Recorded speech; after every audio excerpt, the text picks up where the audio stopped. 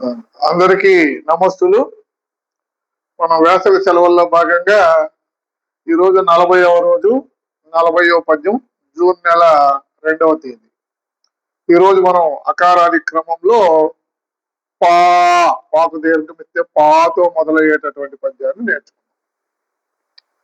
పాఠములు చదువక బడికి మానితివేని, నిన్న చదువు తోడ నేటి చదువు మన్ను గలసిపోవు మరి కష్టమా పైన, తిరిగి చదువ నీకు తెలుగు బిడ్డ.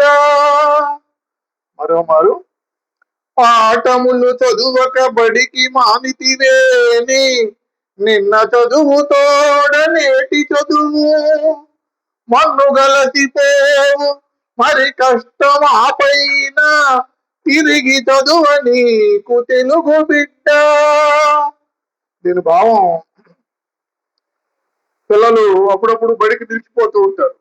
అలా నిలిచిపోవటం వల్ల ఏమవుతుందంటే, మనకు ఆ నిలిచిపోయిన రోజు చదువుతో పాటుగా దానికి ముందు రోజు వెనక రోజు చదువు కూడా పాడైపోతుంది.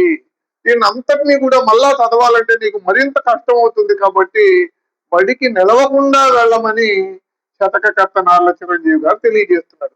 అంటే నువ్వు పాఠాలు చదవకుండా బడికి నిలిచిపోతే నిన్న చదువు, నిలిచిపోయిన రోజు చదువు, ఆ మరుసటి రోజు చదువు కూడా అర్థం కాకుండా వృధా అయిపోతుంది. మందు కలిసిపోతే వృధా అయిపోతుంది. మళ్ళా దాన్ని తిరిగి చదవటం నీకు చాలా కష్టంతో కూడుకున్న పని. కాబట్టి పిల్లలు ఎవరు కూడా బడికి నిలిచిపోకుండా రోజు బడికి వెళ్ళాలి అన్నది ఈ పద్యం యొక్క ముఖ్య సారాంశం.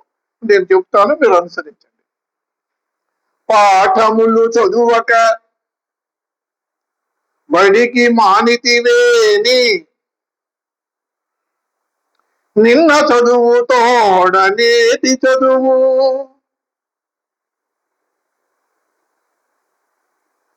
మన్ను గలసిపోవు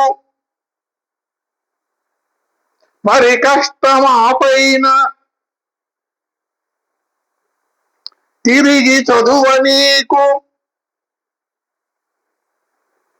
తెలుగు బిడ్డ.